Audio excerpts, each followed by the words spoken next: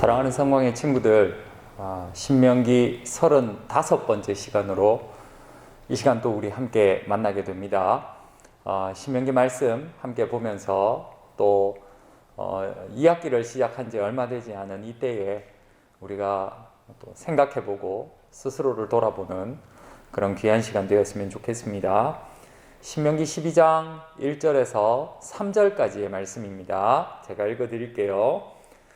내 조상의 하나님 여호와께서 내게 주셔서 차지하게 하신 땅에서 너희가 평생에 지켜야 할 규례와 법도는 이러하니라.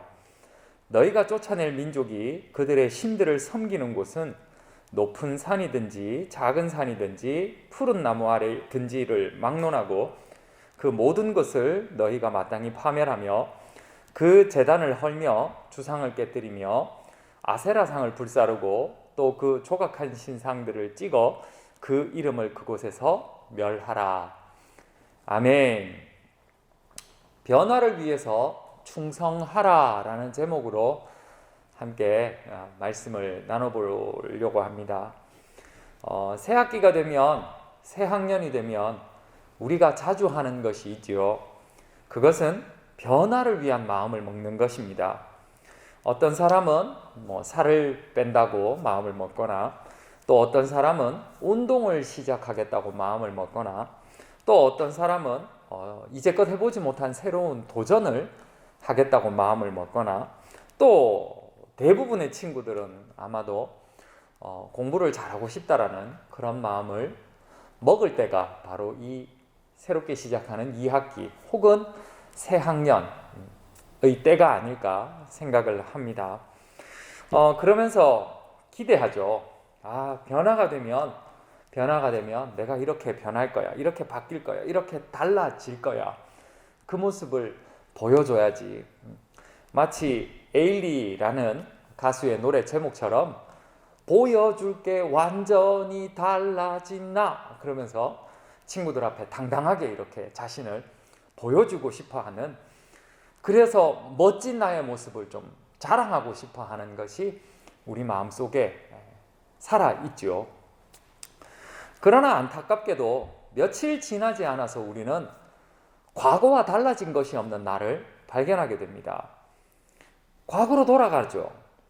그래서 쉬운 말로 이제 현타를 제대로 받는 거죠. 나의 능력에 의구심을 갖고 또 나를 비하하고 심지어 스스로를 학대하기까지 합니다. 자존감도 무너지고 정체성도 흔들리고 미래에 대한 기대와 희망이 와르르 무너진 그런 것들을 경험하게 되죠. 왜 그럴까요? 우리는 왜 변화하지 못하고 자꾸 과거로 돌아가려고 그럴까? 왜 과거에 머물러 있으려고 할까? 나에겐 도대체 어떤 문제가 있기 때문에 이런 삶을 우리는 매번 반복해서 사는 걸까? 오늘 본문을 보면 하나님께서 이스라엘에게 가나안이라는 새로운 땅을 주신다는 약속을 하셨습니다. 가나안은 젖과 꿀이 흐르는 땅이에요. 이스라엘 백성은 45년 동안 긴 광야 생활을 했습니다. 광야 생활을 하면서 그들은 젖과 꿀이 흐르는 땅을 기대하면서 살았습니다. 왜냐하면 광야라는 곳은 아무것도 없는 곳이기 때문이죠. 무엇보다 이제는 떠돌아다니지 않을 기대감에 가득했습니다. 그럼요, 땅이 있다라는 것은 그곳에 정착할 수 있다는 것이고, 정착한다는 것은 먹고 마시는데 어느 정도 편안함을 줄 수 있다는 거예요. 왜냐하면 정착하게 되면 농사도 지을 수 있고요. 그리고 농사를 지음으로 인해서 일정한 양의 수확물을 얻게 되기 때문에 그렇죠. 그래서 땅이 생긴다라는 것, 특히 젖과 꿀이 흐르는 기름진 땅이 생긴다는 것은 불행 끝 행복 시작을 의미하는 것입니다. 그러나 하나님께서는 이 땅을 이스라엘이 얻을 때에 반드시 행해야 할 조건 단서 하나를 붙이십니다. 그것은 이 땅에 이미 정착되어 있는 토착 문화에 물들지 말라라는 겁니다. 여기서 말하는 토착 문화는 이미 이 땅에 살던 사람들이 믿는 신들로 인해 생겨난 문화, 그리고 어떤 형상, 이 모든 것들을 하나님께서는 버리라고 말씀하십니다. 심지어 멸하라라고까지 명령하십니다. 오죽하면 하나님께서는 너희가 쫓아낼 민족들이 그들의 신들을 섬기는 곳, 우리식으로 하면 이제 예배당이 되겠죠. 이 모든 것들을 작은 산이든지 푸른 나무 아래든지를 막론하고 마땅히 파멸시켜버리라고 합니다.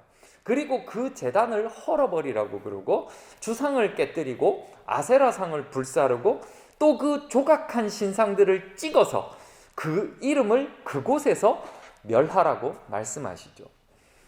그러면 하나님께서 이 땅을 주시는 것뿐만 아니라 많은 자손도 주시고 이 땅에서 하나님이 많은 풍성한 복을 주시겠다고 약속하고 계시는 겁니다. 안타깝게도 이스라엘 백성들은 이것을 지키지 못하고 토착 문화에 물들게 됩니다. 버려야 할 문화에 물들어서 이 신들을 자신의 삶에 초대하여 자신의 삶의 일부를 이 신들에게 내어주게 됩니다. 이스라엘은 두 신 혹은 그 이상의 신을 믿는 이중 생활을 하게 되죠. 이로 인해서 이들은 새로운 변화의 문 앞에서 그만 좌절해버리고 맙니다. 하나님께서 주시는 땅 얻은 것처럼 보이지만 안타깝게도 결국은 그들은 땅을 빼앗기고 떠돌아다니는 신세가 됩니다. 하나님께서는 이들을 책망하시게 되고 결국은 이 이스라엘이라는 나라를 둘로 가르시게 되고 그리고 두 나라가 다 타인들에 의해 타국에 의해 멸망당하는 그런 안타까운 경험을 하게 되죠. 자, 우리가 변화에 실패하는 이유가 뭘까요? 이스라엘 백성 실패하잖아요. 아이고 안 됐다라고 손가락질하기에는 뭔가 부족합니다. 왜? 우리도 그러니까요. 우리도 자꾸 무너지니까요. 이유가 뭘까요? 그건 바로 나에게 있는 나쁜 습관들을 버리지 않아서 그렇습니다. 변화에 실패한 이유로 이들은 하나님께서 주시는 축복을 누리지 못하게 되죠. 마찬가지 변화에 실패한 이유로 우리는 아무것도 얻지 못하고 늘 제자리에 머물러 있는 인생이 됩니다. 왜요? 나쁜 습관을 버리지 않았기 때문에. 충성이라는 말이 있습니다. 충성은 충실함의 의무라는 그런 의미를 가지고 있습니다. 충실함이라는 말은 하나의 일에 전력을 다하는 것입니다. 당연히 이 충실함에는 무엇이 들어가는가 하면 꾸준함이 들어갑니다. 즉 충성은 하나의 일에 전력을 꾸준하게 다하는 의무를 말합니다. 하나의 일에 전력을 다하는 충성, 당연히 충성하기 위해서는 과거에 있는 모든 것들을 다 버려야 되죠. 이스라엘은 하나님께 충성하지 못했습니다. 새로운 문화에 적응하지 말아야 했지만 이들은 이 문화에 물들어 버리기까지 합니다. 우리가 변하지 못하는 이유요? 우리가 충성하지 못하기 때문입니다. 내가 변화되기를 원하는 그 일에 충성하지 못하고 나를 방해하는 것들에 물들어서 더 나은 모습으로 변화되지 못하는 겁니다. 예를 들어 볼게요. 공부를 잘하고 싶어요. 그런데 과거의 나의 습관을 버리지 못하는 겁니다. 버릇을 버리지 못하는 겁니다. 게임하고 친구와 놀고 이것들을 버리지 않고 공부를 잘할 수 있을까요? 나는 훌륭한 요리사가 되고 싶습니다. 그런데 나의 과거의 습관은 무언가를 새롭게 배우거나 요리를 하기 위해서 움직이거나 아니면 어떤 그 요리를 하고 난 이후에 그것을 뒷정리하는 그런 습관이 없습니다. 너저분하게 놔두고 무언가를 새로 만들기를 싫어하고 그저 현실 세계에 안주하기를 원하는 그런 마음을 가지고 나는 요리사가 되고 싶다라고 열망만 한다면, 기대만 한다면 결코 요리사가 될 수 없겠죠. 왜 그러면 우리는 자꾸 과거에 머무는 것일까요? 왜 더 나은 미래를 위해서 결심은 하고 한 번에 도전은 하지만 왜 충성하지 못할까요? 그것은 바로 내 안에 있는 죄 때문입니다. 내 안에 있는 죄가 충성하는 것을 방해합니다. 하나님은 죄를 싫어하십니다. 정확하게는 공평하신 하나님, 공의의 하나님, 사랑의 하나님은 죄를 싫어하십니다. 뿐만 아니라 죄 또한 하나님을 싫어합니다. 왜냐하면 죄가 하나님 앞에 서는 순간 죄는 없어져 버리거든요. 그래서 죄는요, 하나님께 충성하는 사람들을 싫어합니다. 오히려 세상에 충성하도록 만듭니다. 그래서 변화되지 않게 합니다. 현실에 머물러 있게 합니다. 그것이 죄가 가지고 있는 힘입니다. 그렇기 때문에 세상에 충성하는 사람들은 절대 변화될 수 없습니다. 변화되지 못한다라는 것은 하나님께서 주시는 축복을 받지 못한다라는 말과 동일합니다. 왜요? 이스라엘을 보십시오. 그들은 하나님께 충성해야 했습니다.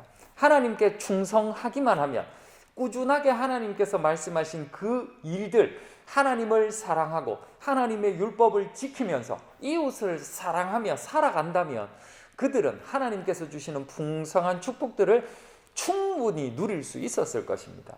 그리고 무엇보다 하나님께서 주시는 그 새로운 땅에 정착해서 그 젖과 꿀이 흐르는 땅에서 하나님께서 주시는 것들을 풍성하게 누릴 수 있었을 것입니다. 그러나 그들은 하나님께 충성하지 못했습니다. 오히려 그곳에 이미 있는 세상의 신들, 토착 신들에게 충성하게 됩니다. 그러니 그들은 과거와 더 나은 미래 중에 과거를 선택하고 과거에 머물러 있는 사람들이 될 수밖에 없었죠. 하나님께서는 참 감사하게도 우리가 그렇게 변화되기를 원하는 열망, 그 열망을 가질 수 있도록, 그리고 그 변화를 위해 우리가 도전할 수 있도록, 뿐만 아니라 한 번의 도전으로 끝내는 것이 아니라 꾸준하게 도전할 수 있도록, 꾸준하게 충성할 수 있도록 그 충성을 방해하는 죄를 이미 없애주셨습니다. 2000년 전 예수 그리스도께서 십자가에 달리신 이유는 우리의 모든 죄를 없애기 우리의 모든 죄를 없애시기 위해서였습니다. 그래서 우리의 죄는 과거, 현재, 미래 모든 죄까지 없어졌습니다. 때문에 우리가 하나님을 믿고 예수님을 믿는다면 이미 우리의 모든 죄를 없애신 예수 그리스도로 말미암아, 하나님의 그 크신 사랑으로 말미암아 우리는 새로운 변화를 할 수 있는 그런 힘을 얻게 된 것입니다. 우리 사랑하는 친구들, 마음속에 늘 변화를 꿈꾸고 살고 있지 않습니까? 더 나은 미래가 되기 위해서 오늘도 노력하고 있지 않습니까? 하지만 여전히 과거를 바라보며 뒤돌아서 과거에 좋았던 것들을 추억하며 더 나은 미래를 보지 못하고 새로운 미래를 보지 못하고 자꾸 과거로 회귀해서 실패하는 그런 우리 친구들이 있습니까? 예수 그리스도께서 우리의 모든 죄를 없애셨음을 믿으십시오. 그리고 그 예수 그리스도의 힘을 의지하여 예수 그리스도의 그 은혜를 힘입어 더 나은 변화를 위해서 충성할 수 있는 여러분들 되시기를 바랍니다. 그리고 충성할 수 있음을 믿으십시오. 그것은 우리의 힘에서 나오는 것이 아닙니다. 우리의 능력에서 나오는 것이 아닙니다. 하나님께서 우리에게 주신 은혜로 말미암아 우리가 그 일들을 할 수 있게 되는 것입니다. 그래서 예수 믿는 사람들은 특별합니다. 예수 믿는 사람들은 다릅니다. 예수 믿는 사람들은 지금보다 더 나은 삶을 살아갈 수 있는 사람들입니다. 그래서 예수님을 믿는 사람들은요, 늘 변화되는 사람이 될 수 있습니다. 그로 말미암아 하나님께서 주시는 축복들을 풍성하게 누리는 사람이 될 수 있습니다. 우리 사랑하는 친구들, 세상에 우리가 충성해야 할 게 얼마나 많습니까? 공부에도 충성해야 되고, 또 좋은 대학을 위해서 충성해야 되고, 좋은 직업을 위해서 충성해야 되고, 더 나은 삶을 위해서 충성해야 되지 않습니까? 그러나 안타깝게도 여기에 충성하는 사람들은 그보다 더 큰 축복과 은혜를 주시는 그 하나님의 은혜를 누리지 못하게 됩니다. 하나님께 충성해 보십시오. 그러면 하나님께서 우리가 생각하고 우리가 꿈꾸던 것보다 더 풍성한 선물들을 우리에게 주실 것입니다. 그 하나님을 믿음으로, 하나님께 충성함으로 더 나은 미래를 경험하는 복된 여러분들, 변화된 여러분들 되시기를 간절히 축원드립니다. 퀴즈 드리겠습니다. 자, 우리가 변화를 위해 가져야 할 마음이 무엇일까요? 하나의 일에 전력을 꾸준하게 다하는 의무를 말합니다. 두 글자 한 단어입니다. 치읓으로 시작하는 단어이지요.